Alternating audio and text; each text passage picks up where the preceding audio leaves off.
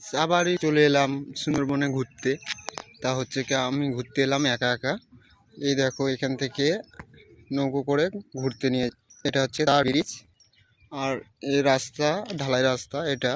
আর এখানে থাকার জন্য ব্যবস্থাও রয়েছে। এখানে সবাই যারা ঘুরতে আসে এখানে থাকে।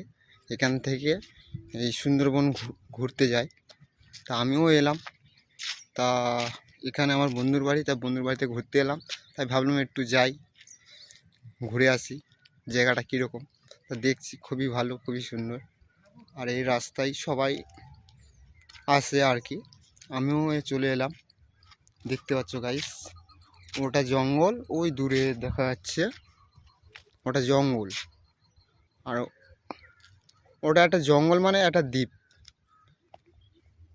ওই দ্বীপের মধ্যে কালকের কাঁকড়া ধরতে গিয়েছিলাম। আজকে যাইনি, আজকের একটু ঘুরতে এলাম একা একা। বন্ধু তো বাড়িতে নিয়ে কাজে গিয়েছে। তা জায়গাটা কীরকম লাগলো একটু কমেন্টে জানাবে।